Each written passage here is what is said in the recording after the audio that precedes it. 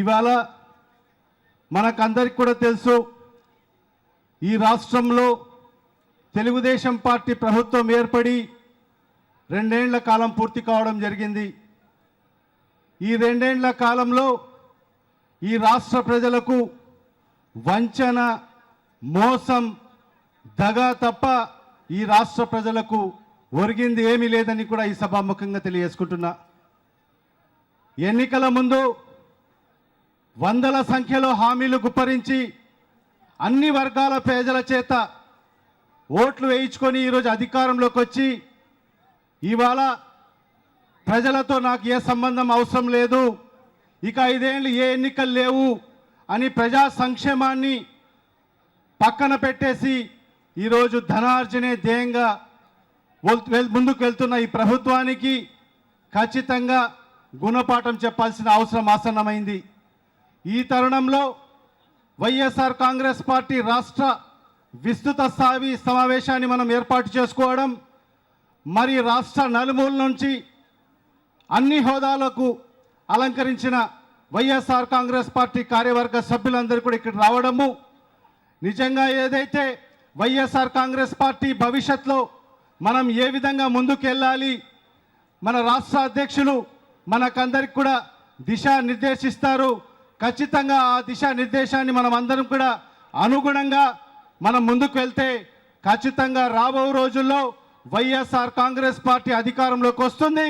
మన నాయకుడు జగన్మోహన్ రెడ్డి గారి రాష్ట్రానికి ముఖ్యమంత్రి కావడం తథ్యం.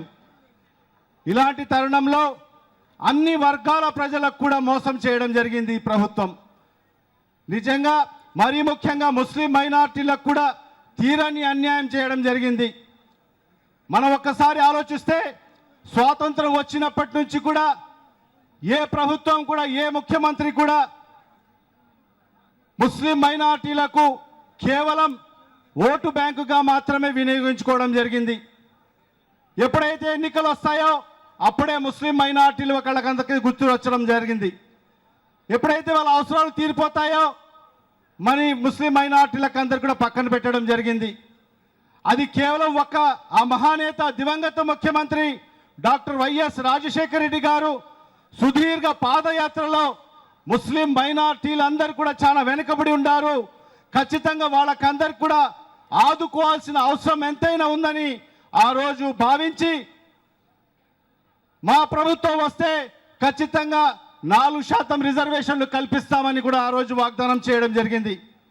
ఎప్పుడైతే ఆయన ముఖ్యమంత్రిగా ప్రమాణ స్వీకారం చేసిన తర్వాత ఎన్ని అడ్డంకులు ఎదురైనా కూడా 4% రిజర్వేషన్లు కల్పించడం జరిగింది. మరి ఈరోజు బీసీఈ కేటగిరీలో చేర్పించడం జరిగింది. ఈ బీసీఈ కేటగిరీ ద్వారా ఈరోజు ముస్లిం మైనార్టీలందరూ కూడా రాజకీయంగా కూడా ఎదిగేదానికి ఎన్నో అవకాశాలు రావడం జరిగింది. స్థానిక సంస్థలు అయితేమి అన్ని ఎన్నికల్లో కూడా వాళ్లకు ప్రాధాన్యత కల్పించడం జరిగింది.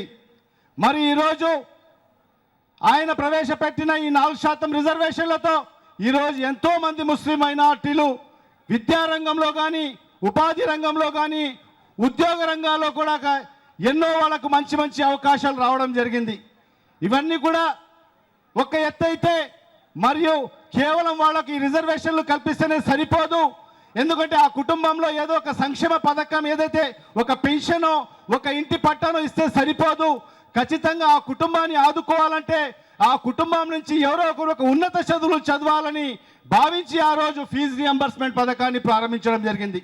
ఈరోజు లక్షలాది మంది విద్యార్థులు ఆయన ప్రవేశపెట్టిన ఫీజు రియంబర్స్మెంట్ పథకం ద్వారా ఈరోజు ఇంజనీర్లు అయితేమి, డాక్టర్లు అయితేమి ఉన్నత చదువులు చదివి ఈరోజు ఉన్నత స్థానాల్లో కనకలించడం జరిగింది.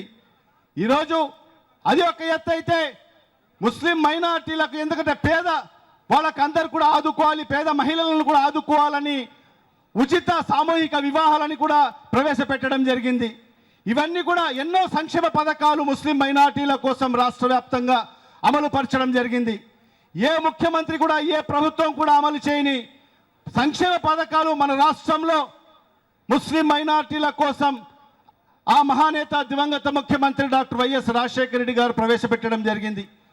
ఇవన్నీ కూడా చూసుకుని మొన్న జరిగిన సార్వత్రిక ఎన్నికల్లో మన వైఎస్ఆర్ కాంగ్రెస్ పార్టీకి ముస్లిం మైనార్టీలందరూ కూడా అండదండగా నిలబడడం జరిగింది.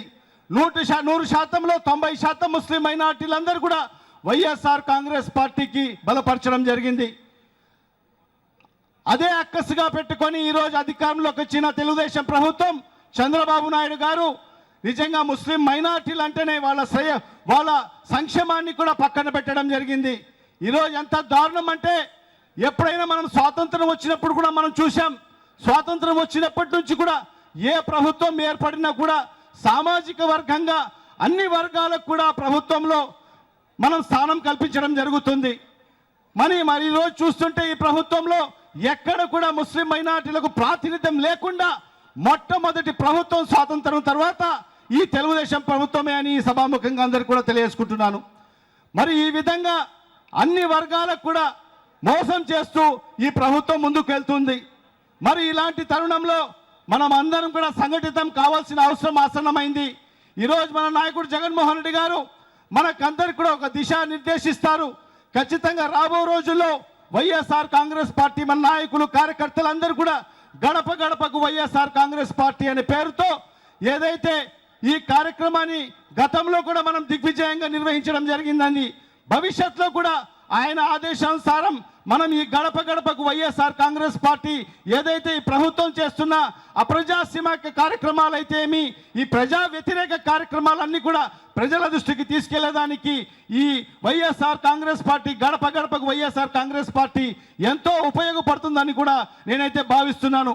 ఖచ్చితంగా మనం అందరం కూడా మన నాయకుడి జగన్మోహన్ రెడ్డి గారికి మనమందరం కూడా సంఘీభావంగా ఉండాలని ఆయన నాయకత్వాన్ని బలపరిచి మునుముందు ఖచ్చితంగా ఈ మన రాష్ట్రంలో వైఎస్ఆర్ కాంగ్రెస్ పార్టీ ప్రభుత్వం ఏర్పాటు చేసుకున్నంత వరకు మన నాయకుడు జగన్మోహన్ రెడ్డి గారికి ముఖ్యమంత్రిగా చేసుకున్నంత వరకు కూడా మనం అందరం కూడా కృషి చేయాలని కూడా ఈ సభాముఖంగా అందరికి కూడా తెలియజేసుకుంటూ నాకు అవకాశం కల్పించిన పెద్దలకు అందరికి కూడా మరొకసారి ధన్యవాదాలు తెలియజేసుకుంటున్నాను. జై జగన్, జై జగన్.